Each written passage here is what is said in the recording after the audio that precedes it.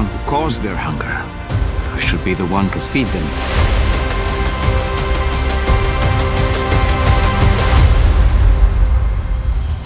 He who has ears to hear, let him hear.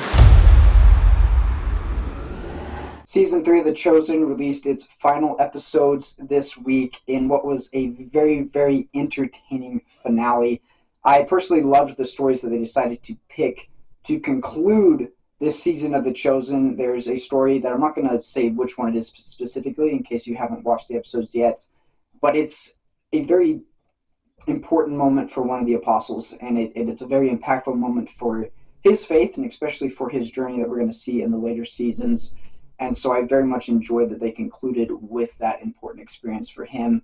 And really, this whole season has just had some of the best stories in the New Testament. They were bigger, more profound miracles and teachings in this one. You have the Sermon on the Mount being kind of how it starts out.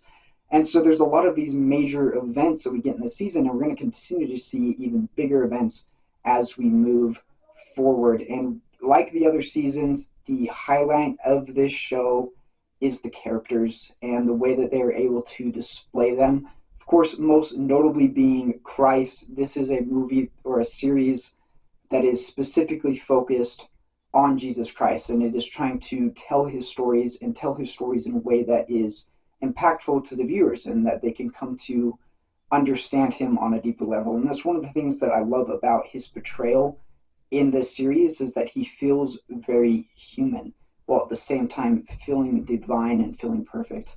There's a lot of interactions that you see in this show that aren't technically part of the scriptures, but just to see him interact as a friend to his disciples and just going out and going swimming with them and making jokes and having a fun time, it gives this side of Christ that you don't often think about, and this loving nature that he has for everyone who follows him and really for everyone in general.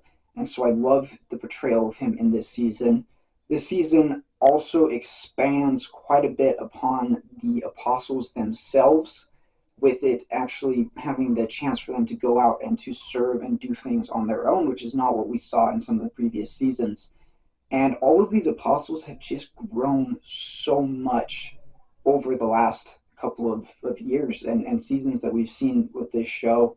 And it's been amazing to watch that transformation with them. I'm excited to see how it will continue to transfer. And you see a lot of that setup in this season, that if you're familiar with the stories, you know where it's going to be going later. And so it's very exciting to see that there are definitely some setups for big, meaningful, and important events that are going to be occurring that have been teased in this season already. So I loved that. Another thing that I want to talk about real quick that just is kind of more important for me personally when I was watching this season is that there's a few parts of the New Testament that I've always kind of had questions about, and that I've always kind of wondered in regard to some of the people, in regard to some of the stories. And this season helped bring an answer to some of those questions. And it brought an answer in a way that, when I think about it, is kind of obvious, but I'd never really considered it before. And then sort of be able to see it on screen was just incredibly helpful, and it really did a lot for me in that regard. And so I hope that that's the same thing that this show does for the rest of you.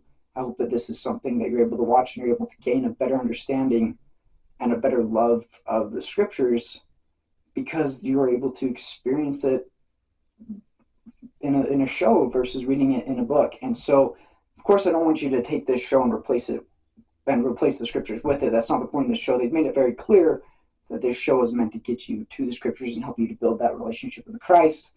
And I think they're doing a wonderful job at it. I really, really love everything that they've given to this series so far. You can tell that the people working on it, both behind the camera and in front, have a love both for the filmmaking experience, but also for the stories that they're telling. And they know that there's a significance to what's being shown in this series, and that it does have the ability to change lives, which is something that I think we're going to see a lot with this show. As for the cleanliness of this series, because I do like to talk about that in these reviews, it's a series based on the life of Jesus Christ. And if there's one thing in this world that was clean, it was Jesus Christ. And so there's really nothing in this that you need to worry about all that much. It's focused on the teaching. Its focus is on families, and it makes it so that everybody is able to watch it. With that being said, because it not only tells the life of Jesus Christ, but it's also set in the time period of Rome, there are some things that you might see in this series that maybe you don't want some younger viewers to watch. For instance, there is a crucifixion that you see for a brief moment in, I believe it's episode 6. I think so. I think it was episode 6. There's a crucifixion that occurred in the beginning. Obviously, it's not the crucifixion, and we're going to get to in later seasons, but it was shown there. There's also a miscarriage that occurs at the beginning of one of these episodes, and it actually places its own warning on that. It's nothing extreme, but it is something that occurs in the story that may be a little bit uncomfortable for some viewers. And so there are those little things, but overall, this is a show that is meant for everybody to watch. That's their whole purpose behind it, is to get as many people to see the life of Christ as they can, and they do that by making sure that it is something that can be viewed by anybody who wants to. So I highly recommend in that regard. As far as my rating for this series goes, it's very interesting to rate, and I don't really actually want to give a rating for it because I'm already familiar with these stories. I already love these stories. These messages are already meaningful to me in a way that I just can't put a number grade to. And even though, yeah, I could grade it on its overall quality of film, to me, the show delivers the importance of the message that I want it to deliver. And it impacted me on that spiritual level.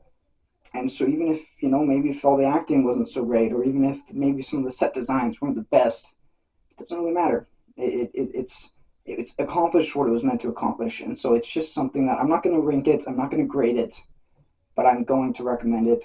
If you haven't watched this series, be sure to check it out. It's free for anybody to watch, and I highly recommend it for you.